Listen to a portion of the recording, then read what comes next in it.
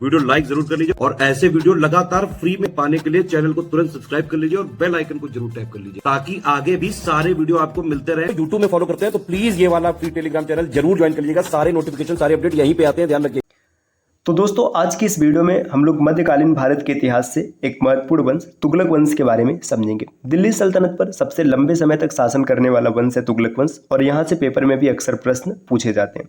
तो चलिए फिर शुरू करते हैं आज के इस इंटरेस्टिंग सेशन को। अगर आपने इससे पहले के वीडियोस को नहीं देखा है तो आप प्लेलिस्ट में जाकर जरूर देखिएगा। ये सीरीज सभी प्रकार के प्रतियोगी परीक्षाओं के लिए समान रूप से उपयोगी है। आप आरओ की प्रिपरेशन कर रहे हैं या फिर यूपी पीसीएस की, बीपीएससी हो गया, यूपी ट्रिपल एससी है, एसएससी है, कोई भी एग्जाम आप तैयार कर रहे हैं सभी में यहाँ से प्रश्न मिलेंगे। तो स्टार्ट करते हैं इस क्लास को। देखिए यहाँ पे तुगलक वंश की बात करें तो दिल्ली सल्तनत का तीसरा वंश है। सबसे पहला वंश होता है गुलाम वंश, फिर खिलजी वंश और तुगलक वंश। इनका समय होता है 1320 से 1412 तक। संस्थापक है गयासुद्दीन तुगलक और अंतिम शासक है नासिरुद्दीन महमूद और इनकी जाति तुर्क थी। तो ये पॉइंट सीधा सीधा पेपर में प्रश्न बनता है कि तुगलक वंश का संस्थापक कौन है? गयासुद्दीन तुगलक है, अंतिम शासक नासिरुद्दीन महमूद है और जाति कौन सी है? तुर्क है। अब तुगलक वंश में जितने भी शासक हुए सबके बारे में यहाँ पर जानकारी दिया गया। देखिए यहाँ पर शासक है और कालावधि मतलब कब से कब तक ये शासन करते हैं और विशेष तथ्य इनके बारे में क्या है ये भी बताया गया। तो गयासुद्दीन तुगलक 1320 से लेकर 1325 तक शासन होते हैं। इसकी विशेष तथ्य या फिर उपाधि में देखेंगे तो अल सईद इसकी उपाधि है। मोहम्मद बिन तुगलक के सिक्कों पर गयासुद्दीन को यह उपाधि मिलती है। देखिए अल सईद जो गयासुद्दीन तुगलक की उपाधि है ये कहाँ मिलती है? तो मोहम्मद बिन तुगलक ने जो सिक्के चलाए उस पर इसे अल सईद कहा गया। अब अगला शासक आता है मोहम्मद बिन तुगलक। ये 1325 से लेकर 1351 तक 26 वर्षों का शासन होता है। इसका मूल नाम था मलिक फखरुद्दीन जौना खां। ये देखिए याद रखिएगा, मलिक फखरुद्दीन जौना खां। उपनाम था अबुल मजाहिद। नाम क्या है? फखरुद्दीन जौना खां, उपनाम मलिक माफ कीजिएगा अबुल मुजाहिद। और उपाधियों की बात करेंगे तो अलुग खां है, अल सुल्तान जिल्ली अल्लाह। तो ये सब इसकी उपाधि है। अलुग खां, अल सुल्तान जिल्ली अल्लाह। साथियों आप यहाँ पर कुछ नंबर देख पा रहे हैं। अगर टीम के पेड कोर्सेज को ज्वाइन करना चाहते हैं पीसीएस के कंप्लीट प्रिपरेशन के लिए तो आप इनमें से किसी भी नंबर पर कॉल या व्हाट्सएप कर जानकारी प्राप्त कर सकते हैं। ये ज्ञान सर का व्हाट्सएप नंबर है, आप यहाँ से व्हाट्सएप के माध्यम से भी जानकारी ले सकते हैं। बढ़ते हैं आगे। देखिए अब मोहम्मद बिन तुगलक के बारे में यहाँ पर कुछ और तथ्य दिए। मोहम्मद बिन तुगलक ने जैन जिन प्रभा सूरी के साथ विचार विमर्श करता था। देखिए जैन जिन प्रभा सूरी ये जैन धर्म के प्रमुख संत हुए थे, तो इनके साथ विचार विमर्श किया करता था।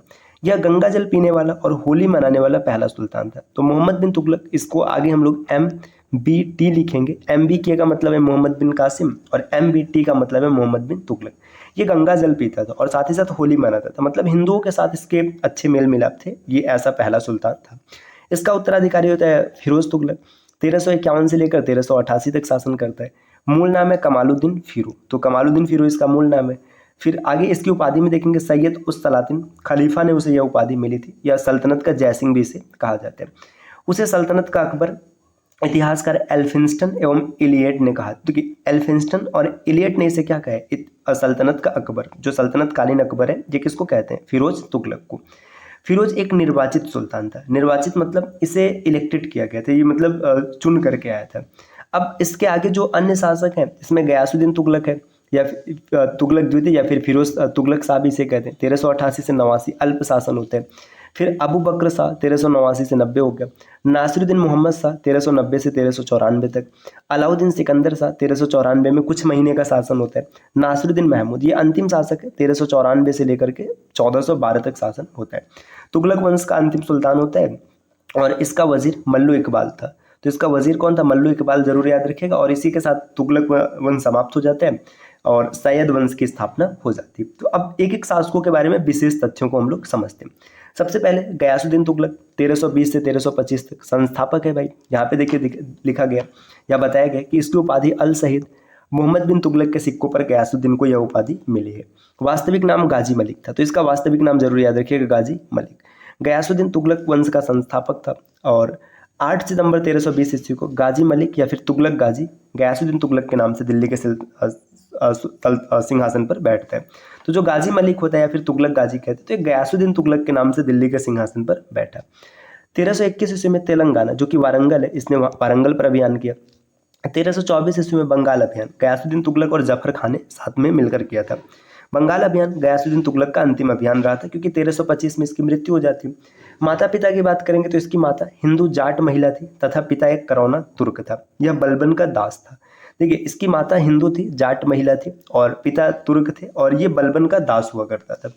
अब यहाँ पर कुछ और महत्वपूर्ण बिंदु दिए गए इनके बारे में। देखिए, जलालुद्दीन खिलजी एवं गयासुद्दीन तुगलक सुल्तान बनने से पूर्व उत्तर पश्चिम सीमाओं के प्रधान रक्षक, वार्डन ऑफ द मार्चेस थे। देखिए, जलालुद्दीन खिलजी भी इसी पद पर था और गयासुद्दीन तुगलक भी इसी पद पर था। गयासुद्दीन तुगलक ने जलालुद्दीन खिलजी द्वारा प्रस्तुत कल्याण एवं मानवतावाद को पुनः शुरू किया था। जिस प्रकार से जलालुद्दीन खिलजी ने कल्याण और मानवतावाद को आगे बढ़ाया था, इसी प्रकार गयासुद्दीन तुगलक ने भी किया था। आगे है, गयासुद्दीन तुगलक दिल्ली सल्तनत का पहला सुल्तान था जिसने कृषकों की भलाई का प्रयत्न किया। तो दिल्ली सल्तनत का पहला सुल्तान है जिसने कृषकों की भलाई, मतलब किसान का भला हो, ऐसा प्रयत्न इसने किया था। उसका कहना था कि देश कर के बोझ से नष्ट न हो जाए और सुधार मार्ग अवरुद्ध न हो जाए। ये देश को कर्ज के बोझ में दबते हुए नहीं देखना चाहता था, सुधार करना चाहता था, इसलिए उसने ऐसा प्रयास किया। आगे यहाँ पर दिया है, गयासुद्दीन ने उलेमा द्वारा उपभोग की जाने वाली जमीनों की जांच कराई, उनमें से बहुतों के क्षेत्र में कमी कर दी गई। जो उलेमा वर्ग था उसके द्वारा जो भूमि का प्रयोग किया जाता था, इस भूमि प्रयोग को इसने कम कर दिया। गयासुद्दीन राजकवि अमीर खुसरो को प्रति माह 1000 टका पेंशन देता था। जो अमीर खुसरो था, तो अमीर खुसरो की इसने पेंशन निर्धारित की थी, हर महीने 1000 टका का पेंशन उसे दिया करता था। गयासुद्दीन तुगलक ने अपने साम्राज्य में संगीत का निषेध कर दिया, मतलब ये संगीत को निषेध कर देता है। इसी आधार पर उसने 5 धर्माधिकारियों से निजामुद्दीन औलिया के मजलिसों के समा एवं नृत्य पर रोक लगाने की सलाह दी। ठीक है, निजामुद्दीन औलिया का जो मजलिस था, इस पर जो समा होता था, नृत्य चलता था, इस पर भी इसने रोक लगवा दिया। गयासुद्दीन ने शराब निर्माण एवं विक्रय एवं द्यूत प्रथा को भी रोकने का प्रयास किया। देखिए, शराब को निर्मित करना इसने बंद करवा दिया और जो विक्रय ये भी बंद हो जाएगा। द्यूत मतलब जो जुआ की जो प्रथा चलती थी, इस पर भी इसने रोक लगाने का पूरा प्रयास किया। डाक व्यवस्था को पूर्ण रूप से संगठित करने का श्रेय गयासुद्दीन तुगलक को ही जाता है। जो डाक व्यवस्था है, जो पोस्ट ऑफिस वाली, मतलब पोस्ट को लेना देना, ये गयासुद्दीन तुगलक ने सही किया इसको। इसने प्रत्येक 2-3 मील पर एक डाक चौकी स्थापित की। भारत में डाक व्यवस्था का विस्तृत उल्लेख करने वाला इतिहासकार इब्न बतूता है। जो डाक व्यवस्था का विस्तृत जिक्र है, इब्न बतूता के द्वारा किया गया। अधिकारियों के पथ प्रदर्शन एवं उनके निर्णयों में एक रूपता लाने के लिए उसने एक विधि संहिता बताई। देखिए, जो अधिकारी हैं, इनका पथ प्रदर्शन कैसे होगा, उनमें एक रूपता कैसे आएगी, सब एक कैसे होंगे, तो इसके लिए इसने क्या किया, इसने विधि संहिता का निर्माण किया था। गयासुद्दीन तुगलक के समय में लगान किसानों से पहले की तरह पैदावार का 1/5 से 1/3 भाग वसूल किया जाने लगा। जैसे जो पैदावार का 1/5 था, वो न रहकर 1/3 भाग वसूल किया जाने लगा। आवश्यकता अनुसार अकाल की स्थिति में भूमि कर को माफ किया जा सकता था। राजस्व वसूली में सरकारी कर्मचारियों को हिस्सा ना देकर मुक्त जागीरें दी गई। देखिए, जो राजस्व वसूली, इसमें अब किसी भी प्रकार के कर्मचारी को हिस्सा नहीं दिया जाता, इन्हें मुक्त जागीरें दे दी गई। गयासुद्दीन तुगलक अलाउद्दीन खिलजी के शासनकाल में कई महत्वपूर्ण अभियानों का अध्यक्ष था तथा उसे दीपालपुर का राज्यपाल भी नियुक्त किया गया था। तो ये पॉइंट इंपॉर्टेंट है। गयासुद्दीन तुगलक शासक बनने से पहले कहाँ का राज्यपाल था, तो दीपालपुर। अब गयासुद्दीन तुगलक के बाद आगे है मोहम्मद बिन तुगलक। तो मोहम्मद बिन तुगलक ये गयासुद्दीन तुगलक का उत्तराधिकारी होता है। 1325 से लेकर 1351 तक शासन करता है। इसका मूल नाम है मलिक फखरुद्दीन जौना खां। तो मूल नाम जरूर याद रखिएगा, मलिक फखरुद्दीन जौना खां। उपनाम है अबुल मजाहिद। बलबन के लाल भवन में इसका राज्याभिषेक हुआ था। तो लाल भवन में राज्याभिषेक हुआ है। उपाधि की बात करेंगे, अलुग खां या फिर उलुग खां। अल सुल्तान जिल्ली अल्लाह, सिक्कों पर उसकी उपाधि मिलती है। पिता का नाम है गयासुद्दीन तुगलक। गयासुद्दीन तुगलक का उत्तराधिकारी है। मृत्यु देखिए 20 मार्च 1351 ईस्वी को मोहम्मद बिन तुगलक के निधन पर बदायूनी ने लिखा है कि सुल्तान को उसकी प्रजा से और प्रजा को उसके सुल्तान से मुक्ति मिल गई। जो मोहम्मद बिन तुगलक है, ये काफ़ी ज़्यादा विद्वान था और इसने खूब एक्सपेरिमेंट किए। अब दुर्भाग्य था कि इसके जो भी एक्सपेरिमेंट थे, जो भी प्रयोग होते थे, वो सब फेल हो जाते थे। जब एक्सपेरिमेंट फेल होने लगे तो फिर इसे पागल शासक भी कहा गया, मूर्ख शासक कहा गया।